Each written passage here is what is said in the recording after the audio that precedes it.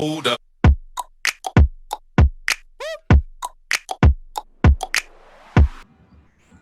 Hello everyone. I'm delighted to be joined with Ismael Belkhayat, a Moroccan entrepreneur who has established more than 12 successful startups in Morocco, such as Saruti, Nishri, Monchefort, Weibo, and many other more. Today he's joining us to answer our questions and to share his expertise and knowledge.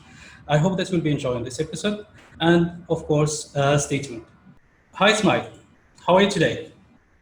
Hi, I'm good. Thanks for inviting me. Thank you for taking the time for being with us. It is a pleasure to have such a successful entrepreneur to be an example for Moroccan entrepreneurs that are available now in the markets. Um, if you allow me to say, Ismail, I have been through your LinkedIn and I have seen that you have established more than 12 startups.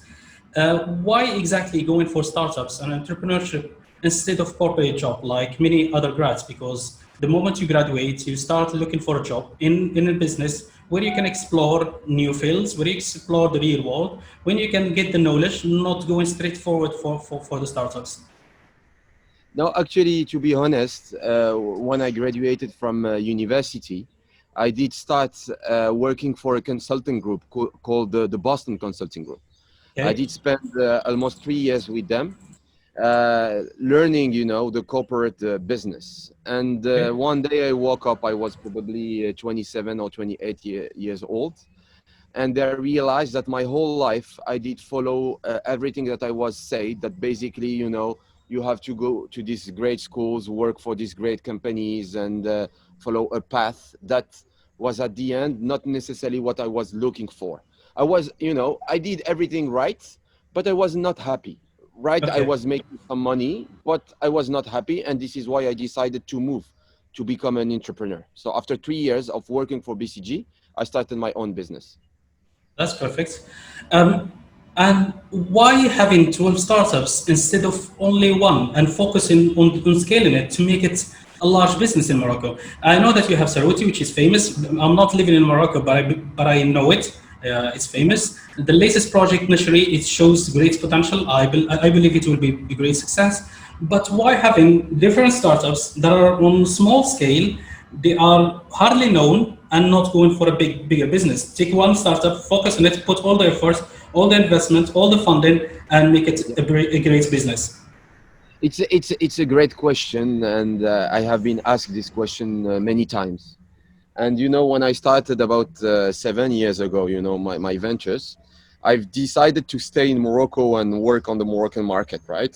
Okay. When many of my friends with whom I studied, Moroccan friends, with whom I studied abroad, decided to start their venture outside Morocco, mainly because they felt back at that time that the market outside Morocco was booming and that Morocco was still behind.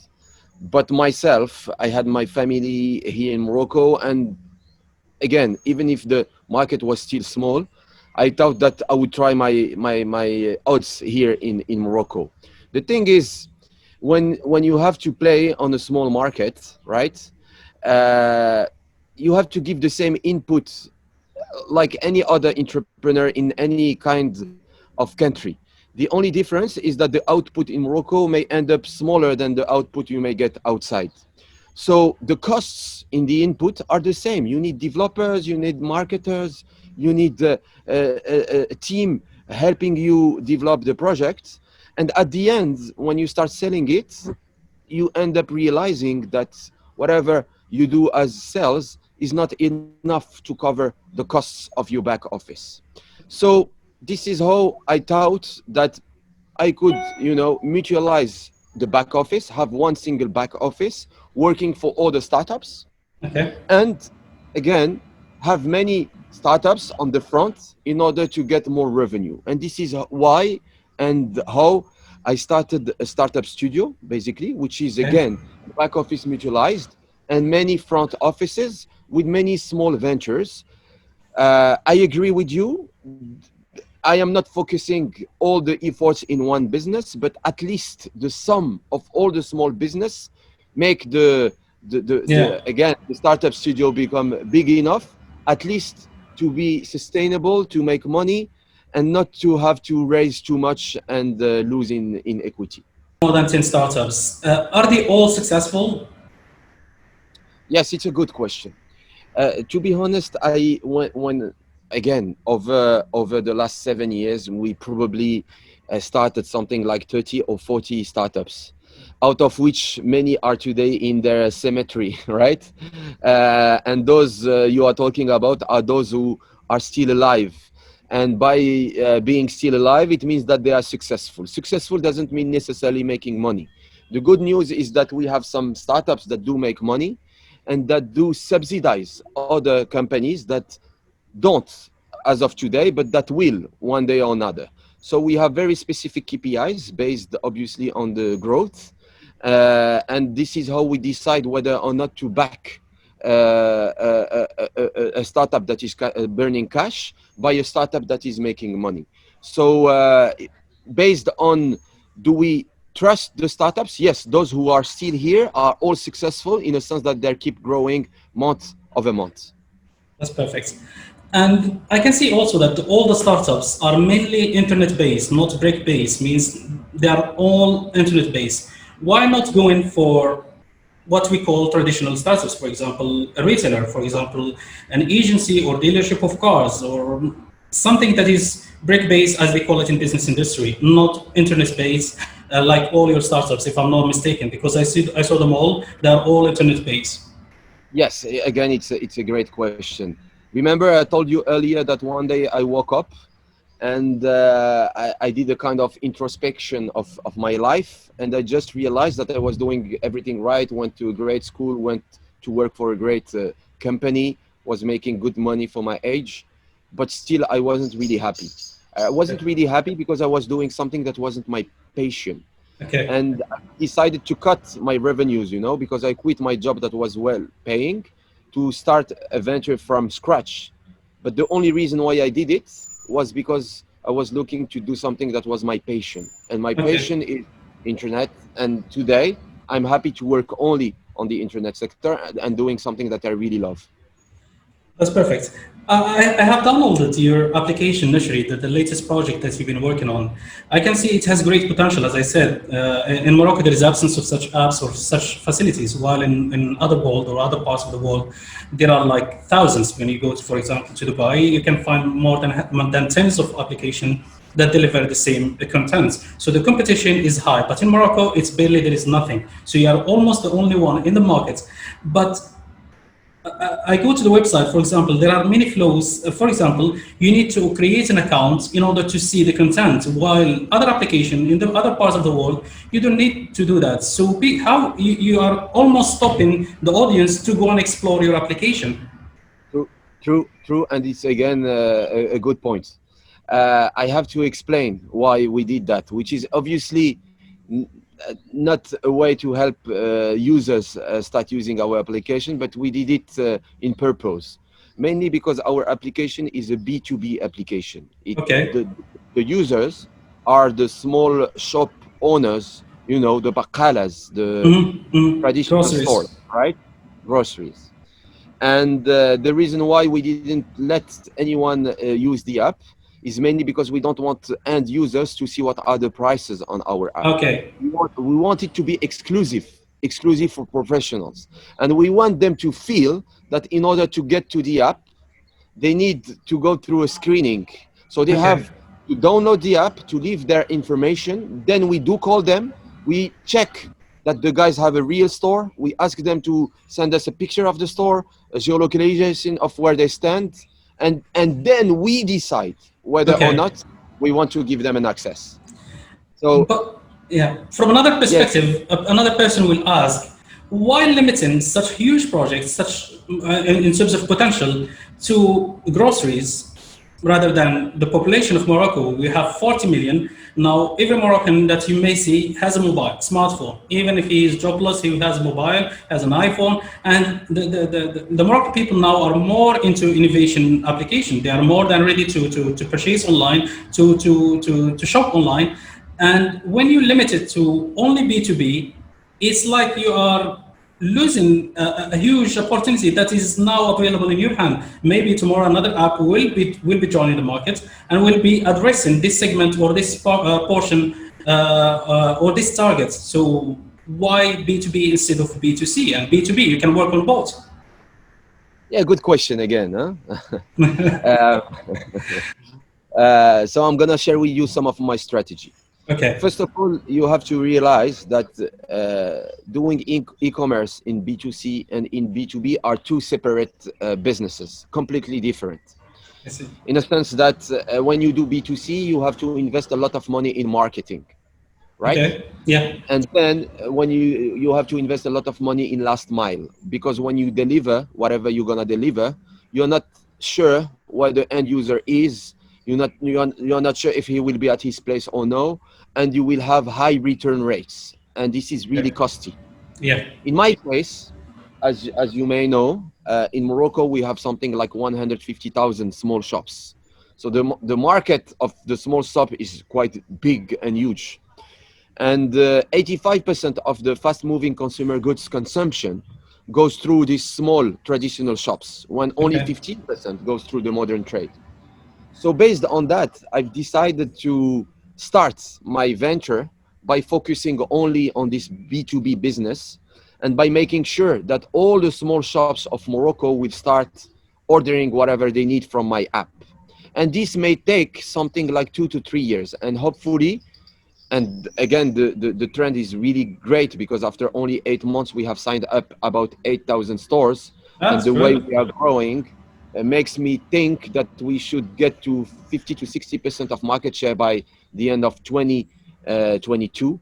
And when, again, 60% of the shops of Morocco will be buying from me whatever they need for my shop, then it will be the right moment for me. It's a matter of momento to open my Okay. business to B2C.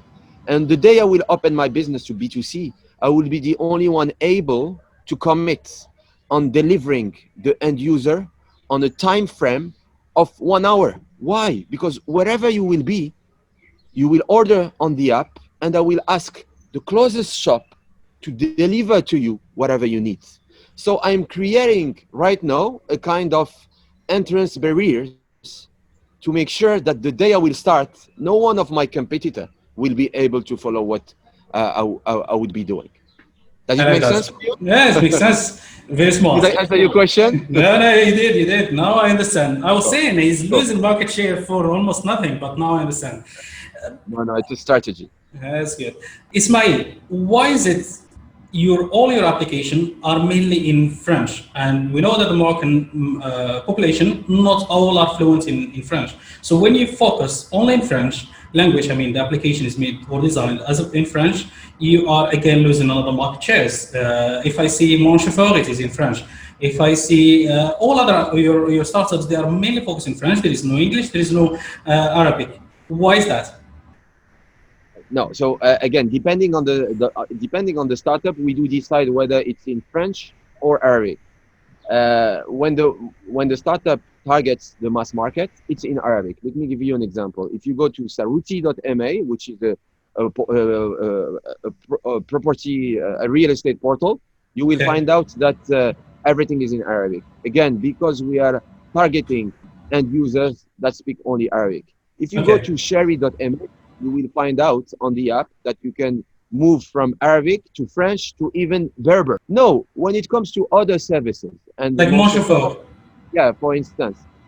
So it's a high-end service. Who do we target? Again, we on this business, we are not competing with the small taxi rouge. You know, Mm, we are competing with again. We are trying to get users who are either member of big corporations, or are people who want to travel outside Morocco and go to airports.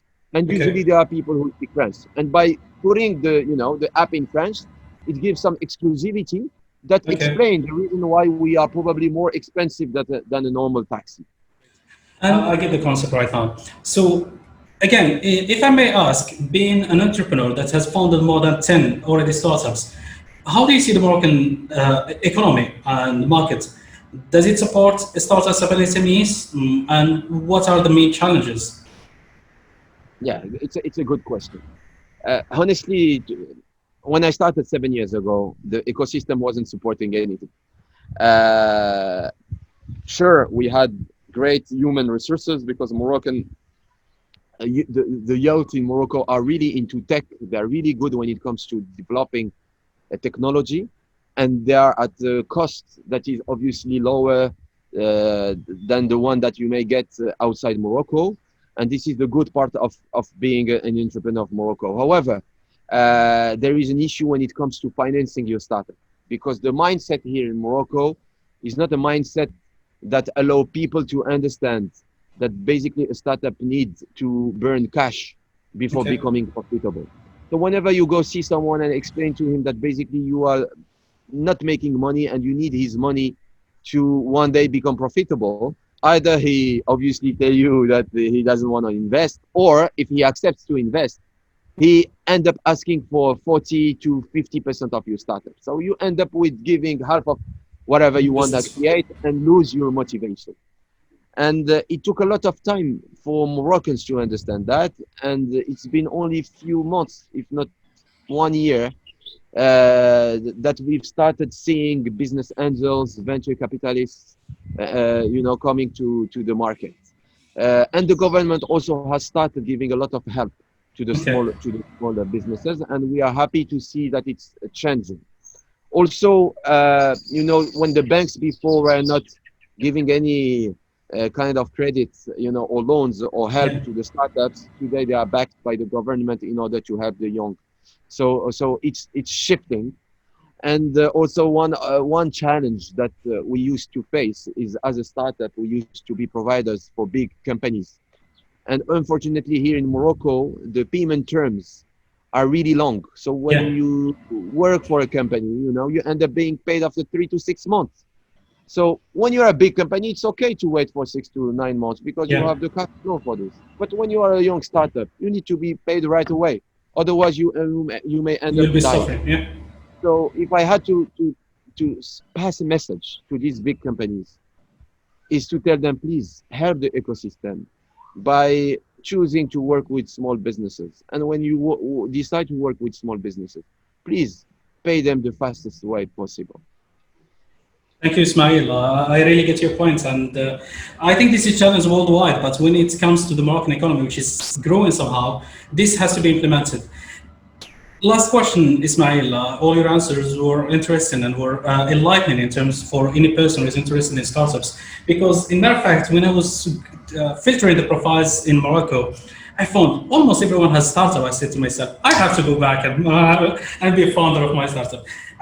So yeah, now it's the clear. There is a clear idea about the startups markets in Morocco. So linked to this idea, what would be your advice to any person who wants to start up a business in Morocco or to found a startup? It would be great if you cover three questions within this big question. When to go for startup, the reasons, and when or what or he or she should consider before going or founding a startup, and how to maintain the traction of the success, how to succeed. Okay, so three questions. Um, First, why? What Uh, or when to yeah, go for startup? What is the right time? okay. So I believe that before wasn't the right time because again the ecosystem was not ready. I believe that uh, today we are starting to have the right ingredients to make good startups in Morocco. So even if it's still more difficult to start a startup in Morocco than elsewhere, and I agree because many things are still missing, it's the right moment. Why? Mainly because it's more difficult to come to Morocco than to do something somewhere else. So therefore, you will find less competition in Morocco than somewhere else. And if you Okay. start something, you will end up being by yourself. And by the time the market will be great enough to attract other people, hopefully you will have gone far enough to put the right barriers to make sure that those who will be following you will have difficulties to arrive wherever you are Yeah. at. So to me, it's the right moment because there are no competition and you will be able to create your business and your market and put the right barriers. So this is the question about when. Now the Yeah. question about what, again, um, to me, there are two kind of people. Those who come from, big consulting firms like me, who will end up doing a lot of market sizing, analyzing the market before jumping into an ID and spending time analyzing everything. And the other school to which I do belong today, which is a school that basically says, you know what, you have Spontaneous. an idea, just go and try it. You know, go on the market with a minimal viable product, see how it works.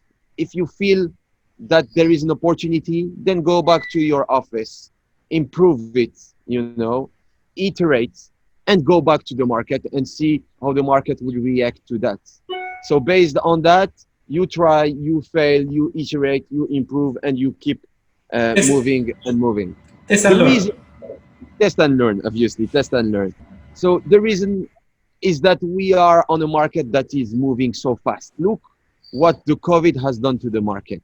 Imagine all those who have spent months and months before COVID analyzing a market and doing market studies. Like Yeah. you wanted to come to Morocco the day before and you did plan your trip Yeah, and then completely. it So, happened. yeah. So again, we are in the tech industry in something that is moving so fast that you don't have time to even analyze. And my motto today is act more, think less. Everybody will tell you more thinking, less acting. I am from the ones who say more acting, less thinking. That's great. That's great. And how to maintain the traction of the startup or just success? What So are the that was key? yeah. So that was your third question. Yep. Again, um, when you are a startup and you don't necessarily have all the funds, because in Morocco we won't get funded the way you want, and it's quite difficult to get the money to keep investing in marketing and get the traction you may want. So you will have to do what we call growth hacking and find solutions that are not costly to keep growing fast. And I will give you just some examples. In my business, Sherry.ma, which is a B2B business, and in which I couldn't invest too much in marketing. I had to go look for associations of small shop owners and go see the president of the association and sit with them and invite him and explain to him how it works and ask him to help me out with the word of mouth and give me access to their database of users. And again, this didn't ask me to invest money. It just Okay. asked me to think, outside the box, Outside the box. Yeah. some time. And to me, growth hacking is the way for those who don't have necessarily the good amount to invest in marketing. Great. I think that's it for the questions. We try to make it as short and sweet as they say in English. Your questions were more than enlightening, informative, and I believe it will be of help to many individuals who are looking to begin with their journey to found a startup and to establish a business that they that can achieve their dreams or their goals. Because there is a study that says that 90% of all the employees around the world, they have a hidden dream that they want to have their own business. I'm And, sure. And I and, was one of them. I was and, one of them and, a few years ago. unfortunately, less than 10% that goes for it. And 90% of that 10% will fail when they establish the startup. But it seems demotivating, but this should not be a barrier or challenge to stop you from going after your dream. So thank you, Ismail. Thank you for taking the time. It was a pleasure meeting you and having you in the show. Thank you. Thank you. Thank you. Take good care. Bye. Take care.